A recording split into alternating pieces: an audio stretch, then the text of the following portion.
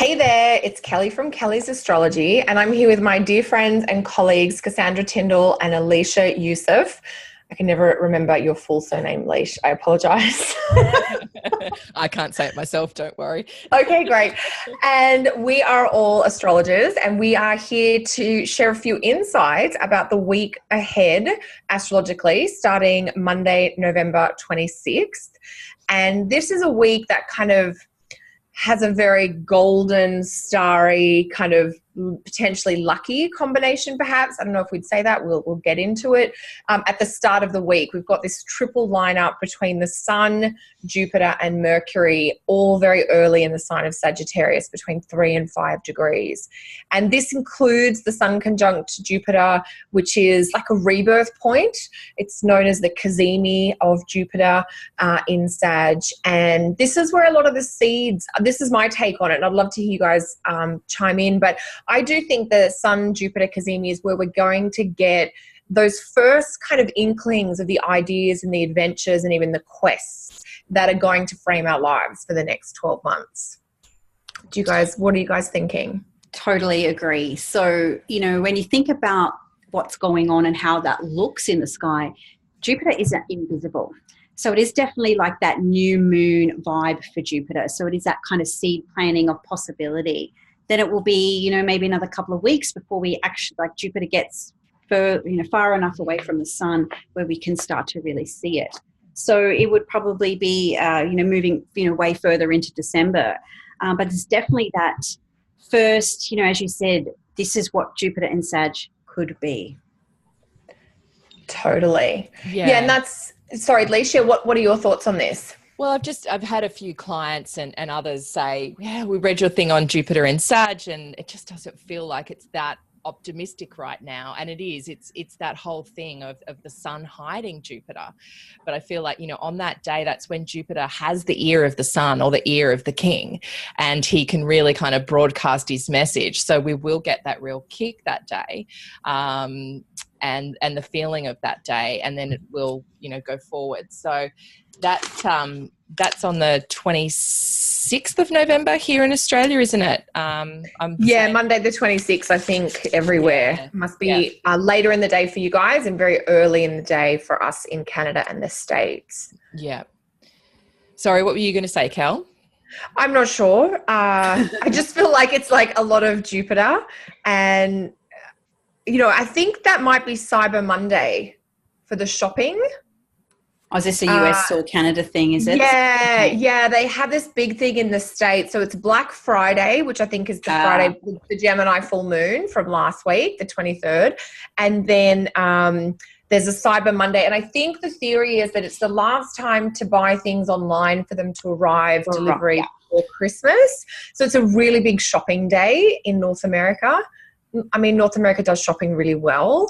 They love it. It's just like buy, the mindset. But I don't know. So other than shopping, I do think there is like a wisdom download that we each get on that Monday, the 26th. And there's something interesting because Mercury's in the mix too. Like the very next day, Mercury will actually go into this cazimi condition with the sun, and Jupiter's right there. So I think Mercury can help us maybe get a few ideas, or even have a few of those initial conversations with people about, like, I've got this wild idea. What are your thoughts? Or maybe if we did blah, blah, and Mercury and Jupiter also conjunct on the 27th. I think that's the 28th for you guys in Australia. And that makes me think a little bit about like progress on documents or decisions or planning. Mercury and Jupiter are going to conjunct again in December. So it's not like the final piece, but it's like hearing a bit of information that keeps you going further down that path. It's almost like the research that you potentially have been doing under this Mercury retrograde will come to an important part of the project or important piece where you can get some stuff done rather than having to wait until the end of the retrograde, because it will be still in this retrograde piece where it's that cazimi, and that's still there, but it's almost like, I don't know, you know what I'm like, you turn internal with Mercury retrograde. So it's like that wisdom that comes from within at that time, whereas the day before it's the wisdom that comes from above with the Jupiter cazimi. So really listening to that voice and listening to that intuition, the tuition within, to get some ideas on really where you're going to take the energy of all this Sag stuff for the next 12 months. Yeah, and I think those ideas you'll be, playing around with over the next couple of weeks. It's not till the middle of December that Jupiter comes out of that invisible place. What are you thinking about this, Cass? Yeah, the same as you guys. Definitely got that new moon sort of potential where the cycle is fresh, but still can't see it or have any kind of tangibility around it. But there's that instinctual drive to push forward. And, with that whole fire, mutability, it will be kind of, I know I've said this in the last episode, but it will be moving forward on steroids. And, with everything to do with possibilities. And, there might be a few logistic snafus as well with the Mercury retrograde piece, but I don't think, they're rarely terminal, but it'll definitely be, okay, let's put this idea out there. Let's have this discussion or, how about this as a possibility? And then revisiting it when Jupiter's more visible and Mercury is no longer retrograde. And then that's when it can sort of like maybe get into that sort of, crescent phase, into the first quarter-y type like phase where it's like, hey, let's really push for this. Let's go. It's all, horses galloping, so to speak.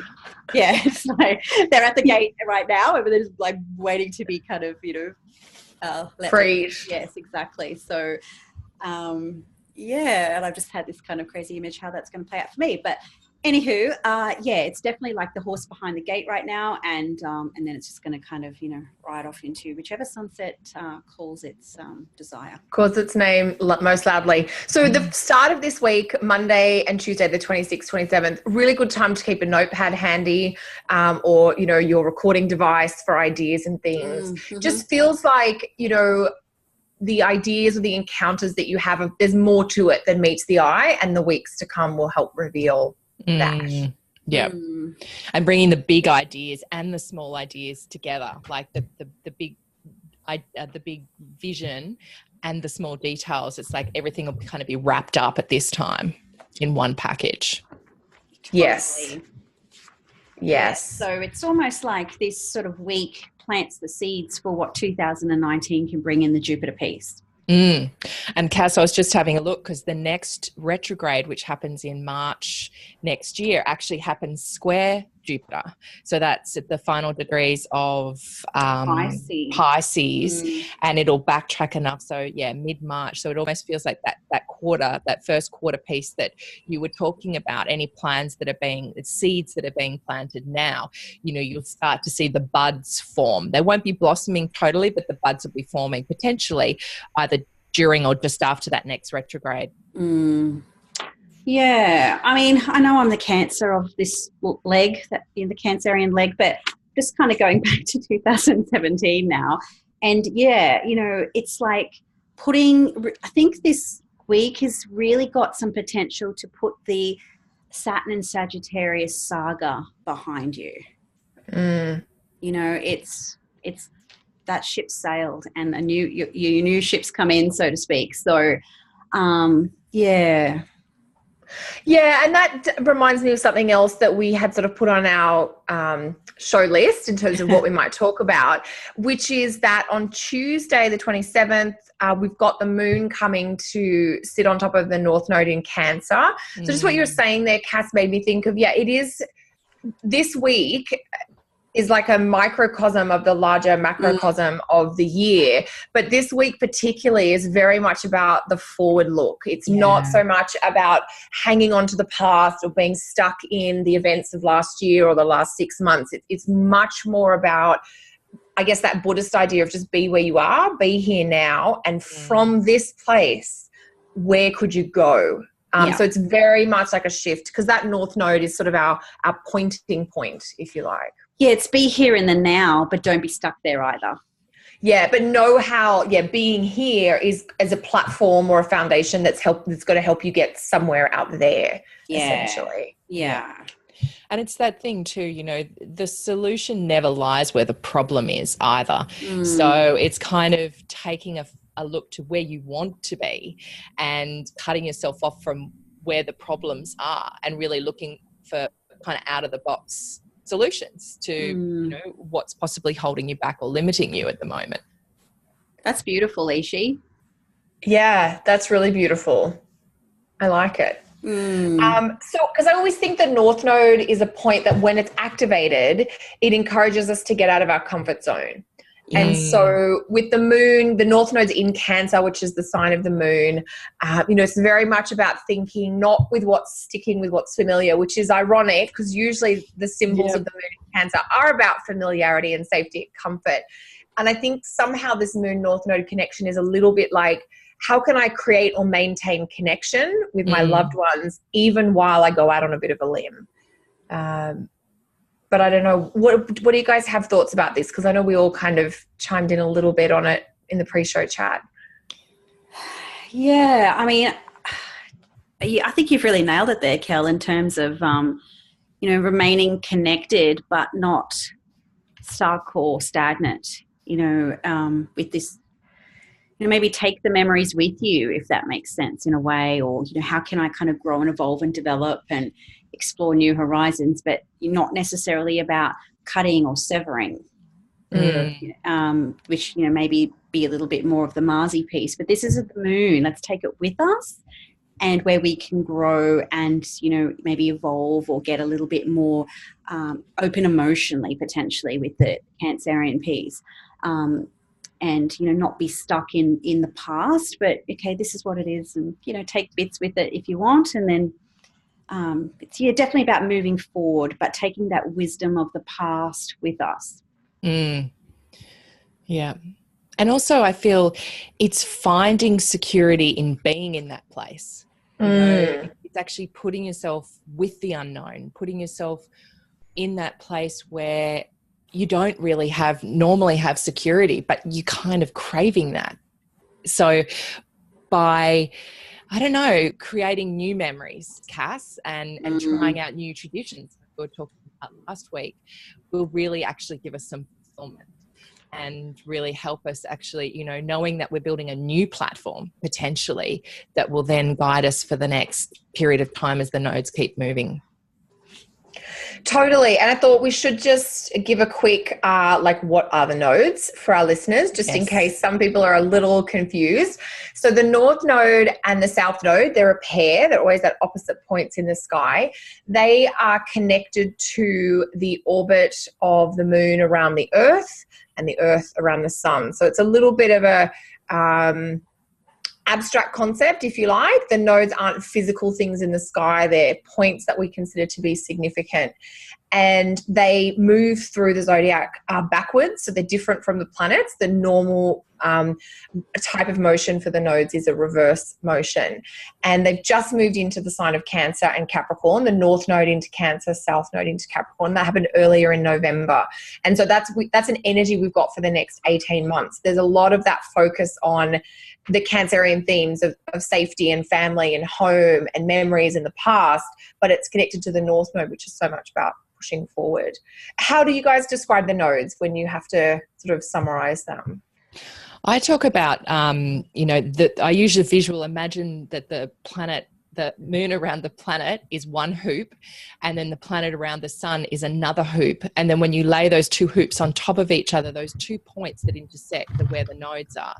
And because they're the points that are linked in with the eclipses, it's almost like where our heart and our soul and our identity and our mind and our consciousness are all joined in together. And where, exactly, where we're going towards to create our best possible self. It's like that place that we're stretching towards and that we may never quite get to, but it's through the stretch that we strengthen and we resolve and we purify ourselves in a way. So what about you, Cass? From an interpretive standpoint, I spend a lot of time thinking about this because there's so many different versions and so many different traditions. But one concept that I personally don't really like so much, I think it's a little bit simplified, is that the south node is something to kind of like let go of or move away from, and the north is something to move towards. And I, not to throw the baby out with the bathwater, there is a piece, there's a little bit to that, but I think it's just oversimplified. And so the way that I see the nodes is they are a polarity. They're always transiting in exact opposition to each other. So you can't have one without the other. And what we're trying to integrate here is the soul and the spirit, or the physical body and the spirit. And so we are in this physical, carnation in these bodies. So of course we're going to feel more comfortable or more secure. These are the lunar nodes, after all, in the south node, because that's the physical body. But it's the spirit or the essence that we are not quite easily connected to when we're on the physical realm. So we sort of got to honor the physical needs, but also working towards the more soul or spiritual needs as well. But you can't have one without the other. Yeah, that's a beautiful point, Cass. And I also agree that I don't think the South Node is meant to just be dropped, because I think the South Node has a lot to offer us from a shift in perspective. I always think about in the Indian tradition, the South Node is a little bit about purification, but it's also a lot about spiritualization. And it's that idea of like not being necessarily attached to material outcomes and being more interested in pursuing that sort of higher self or more divine kind of focus. And I wonder, like about the matter and the spirit, or the body and the soul. And I do wonder about the North Node activation, with that somehow being about what do we want to make manifest? Because I think that's like, if the South Node is the spiritualizing, then the North Node is more hungry for real world stuff. Yeah, and I totally agree with the concept of the spiritualization that comes through purification. So whether it's you want to have this type of fasting, type of diet, sitting on an ashram, that's always part and parcel, is to cleanse the body, gets you closer to the spirit. It's why a lot of religions, don't really approve of alcohol too much, because they believe it kind of blocks the connection to God. And, if you're watching the news, which I rarely don't, but, we have the bushfire seasons here in Australia, which, we're coming into. What's happening in California at the moment. And you will see these reports on the news where people have lost everything. But they'll say, I've got my cat, or I've got my children, or I've got my spouse, I've got what's really important, because I've lost everything else. And so it's through that purification of their material possessions, they've got a re-perspective kind of situation happening. Well, I've got what I truly love, whatever that is for that, it's usually their human or their animal or what have you, or their, whatever.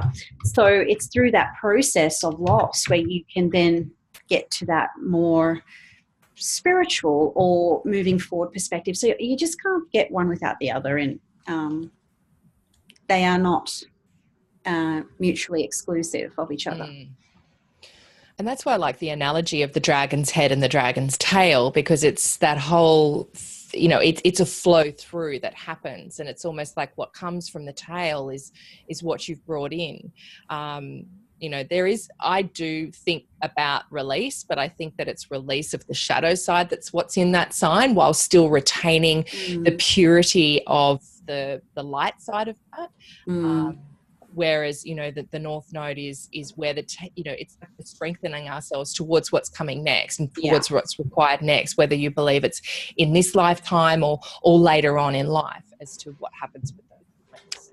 And they are the lunar nodes. They are the moon's nodes. So the moon has the cycles, of waxing and waning. And so I find that in reality, in life, we do go through our phases of waxing and waning. We'll go towards the south for a period of time. Then we work towards the nodes, and they're like, oh, no, don't do that. I'm going to go back to the familiar. And so we do oscillate between the north and the south, all through our lives. So, we as human beings, we retract back to comfort when we need it, and often that can be found in where the south node is. So I don't think it's as simple as drop the south and pick up the north, because it's like let's just move towards Venus and forget about Mars. You know, it's the same type of concept there. We don't really, by embodying one planet in our birth chart, doesn't have to be at the sacrifice of another. And the nodes are a bit the same, I think. Totally. And so it'll be interesting, I guess, on Tuesday as the moon passes over the North Node, very late in Cancer, about 28 degrees Cancer, just to see maybe what gets stirred up for people, or whether there's something that maybe needs to be activated or attended to that might come through. Yeah. Cool. So what else are you guys excited about for this week? Well, I'm looking at Venus and Uranus and that little opposition there. Right. So on Friday or Saturday, Australia time, Friday, Canada and the States. Yeah. On the 1st of December. So look, I think that we will have already been feeling from last week and building up into most of this week that Uranus kind of brings a whole new perspective into things, and it's innovative, and it's kind of like, well, we've done this backtracking with the Venus retrograde. We've had a look, we've examined our values, we've had a look at our relationships, we've worked into all of that. We had that beautiful sweet spot with all the speaker, and now it's like, okay, how can I do things differently now? How can I bring in some new insights or a bit of different innovation? How I do relationships and my core values as well. Like, what is it about me that I can offer out to others? How can I be more authentic? I think there'll be some tension with this. It's not necessarily going to be a nice, easy flow. Uranus really is nice, easy flow anyway. So yeah, it's going to be, and then, the next day the moon is going to come and highlight that Uranus point as well. So I'm feeling like emotional fireworks, perhaps things coming out of the blue, suddenly dropping in, and maybe emotions that you didn't know were there are suddenly, burbling up to the surface and coming up from within. So yeah, that's my sense. Have you guys got anything? I mean, there's always things, isn't there? I do think it's interesting because the Venus in Libra opposite Uranus in Aries, we've had that happen like every year for the last kind of 8 or 9 years. And this feels like one last hurrah. So it feels like maybe revisiting a pattern that's been coming up periodically, like in the last 8 years, around freedom and authenticity in relationships. Like balancing, because I always think Venus, particularly with Venus in Libra, Uranus in Aries, there's very much here about how do I get to maintain my independence or my freedom or my individuality while still forming partnerships with people in my life, whether it's a romantic partnership, professional partnership. It's almost like, how do I negotiate the differences between what I might want or how I might go about something versus what someone else might want or how they might want to go about it. So I think it's exciting. I think it brings like Friday, Saturday, it's like out of the blue, last minute, unexpected experiment, especially with like your look and your appearance, but also in your interactions with people. But I also think it's interesting that it's like a last hurrah of a pattern that we have been going through for the last 8 years or so since Uranus moved into Aries, which I think was 2010 off the top of my head. Yeah. That's probably what I think. What about you, Cass? Yeah, I'm just doing my Cancerian bit here and looking back, because when Venus had her retrograde phase last year, it was in Aries. This time it's been in Libra, so Scorpio Libra. So I know I've said this before, but I keep coming back to this Venus and the olive branch, and that even though there is some volatility around this aspect, overall, Venus has just done this retrograde, through a Mars-ruled sign. Then she's come back home. She's stationed on Speaker. She spent the best part of a week on Speaker. She's ready to connect. She's, kind of like not doing the Venus retrograde in Aries about how I can be me. It's been about how can I be we. And so it's a definite shift in her motivations and where she wants to go. So I think maybe the key piece is here for however the Venus Libra piece works in your own chart is you're doing something different than you've done. So it may not be the shock or the volatility or the abrupt or the separations that Uranus can be known for, but it might be you doing a certain about turn in your own mind about how you do your Venus. So if you're a little bit of a warrior woman or Miss Independence or whatever it is, it might be you kind of doing just that little bit of a, oh, well, maybe we can kind of do this or whatever it is. So, it might be more of an internalized or an individual version as opposed to the other. That's totally. Yeah. And even I'm just thinking about, I just had a conversation with someone today where I actually thought I had a work event on that weekend. And I was, checking my diary with, one of my business partners, and they're like, no, you're doing something the following 2 weeks. I'm like, oh, I know about that, but I thought I had something on this weekend as well. And they were like, no, you stuffed up your scheduling, basically. So it was just a little bit of that kind of unexpected Uranus energy where, you think you've got it all planned or something at the last minute. Look, and I've had a little bit of notice because we are recording this a little bit forward, but it was like, oh, now I've got all this time on a weekend in early December that I'm very happy to have for myself. So, those changes or those unexpected things are not always the negative, if you like. No. So I do think it's going to be whatever is the status quo will be different, but not, Venus has just been in too good a place, so, recent week or two to be too ruffled by this. Yeah. Totally. I mean, I would think of Venus in Libra, I always call her cosmic honey because she's just like that sweetness that gets the deals done or keeps the wheels turning. And I know, Cass, I think you're speaking to something that I also hold to be true, which is that when a planet is in, quite a strong vital condition, maybe in one of its own signs or exalted in the sky, she can, or he can really take something from an interaction like this aspect and do something that can have a really good outcome. So it might be that like willingness to experiment or let go with something that maybe you've been very resistant to in the past, and it just feels easier or lighter, or there's less attachment with this. Yeah, no, I'm kind of looking forward to it. It'll bring a nice surprise, I think, to Venus. Yeah. That's lovely. So welcome surprises is something that people can let us know. And this is a good one. I always love to hear from listeners and readers about Venus-Uranus aspects. Like, do you get the more exciting surprise, like last minute invitation to do something, or a visit from a friend or family member unexpectedly? Or did you get something where it's like, oh, I was like not expecting that? So it'd be good to maybe like let people just tell us what their experiences are in the comments. Yes. So what are the degrees of this opposition? About 28?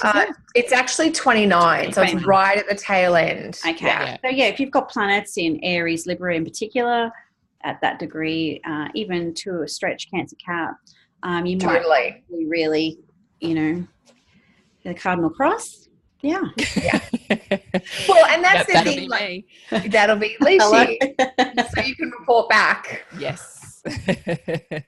So we've got just a few minutes left of our current show. Is there anything else you guys want to touch on briefly for this week? Good question, Kel. I mean, we're starting to move into that first quarter moon phase now after third quarter moon phase after the full moon. So, That's a nice point. I do like a third quarter moon.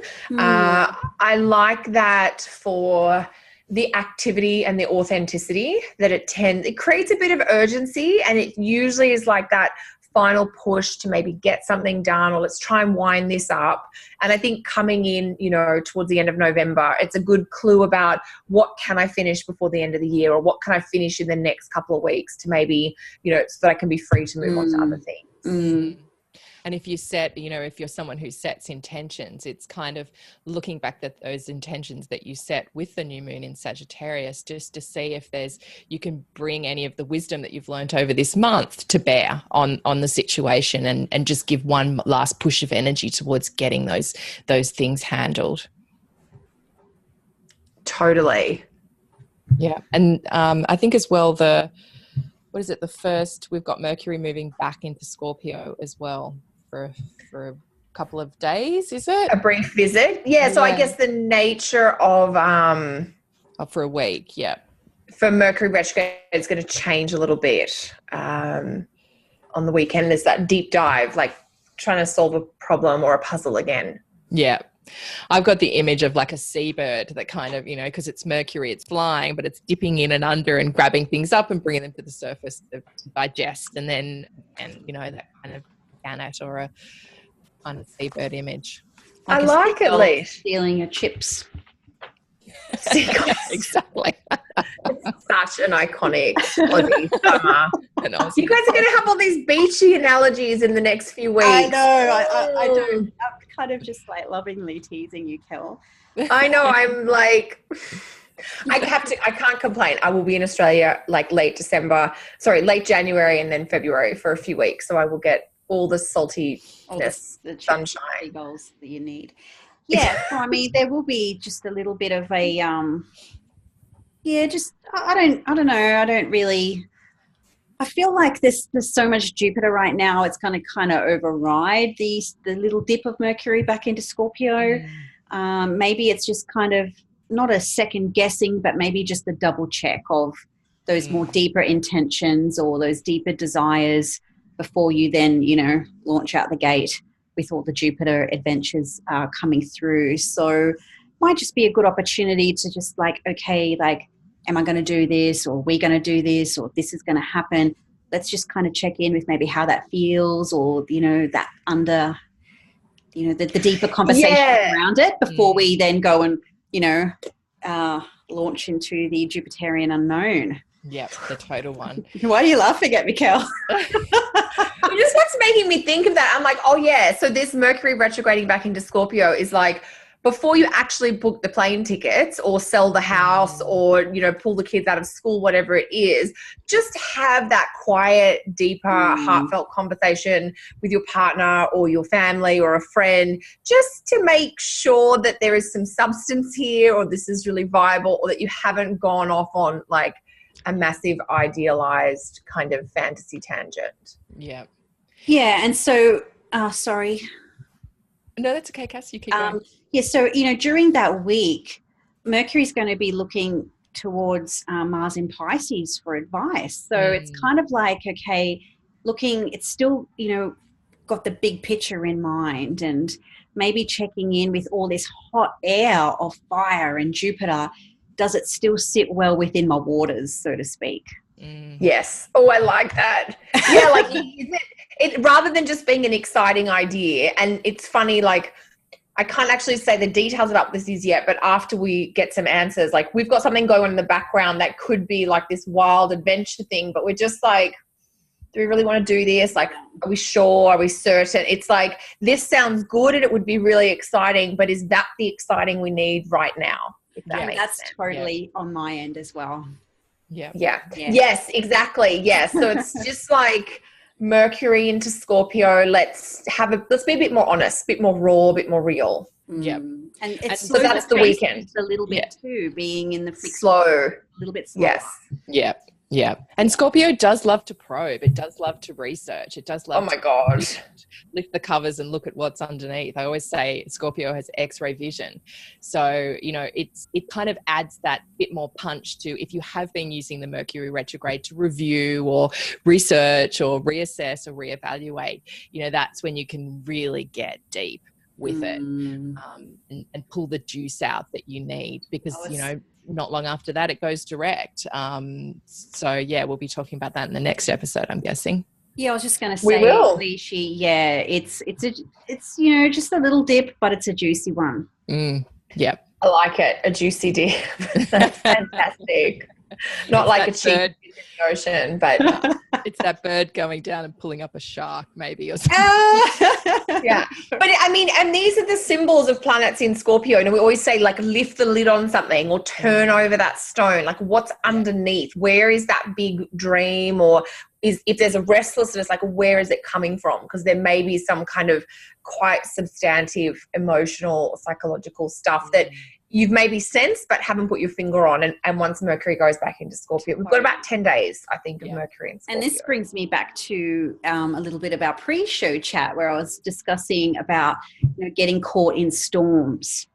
So you can get whipped up in the enthusiasm, or you can get whipped up in the excitement of all this fire and exuberance and possibility.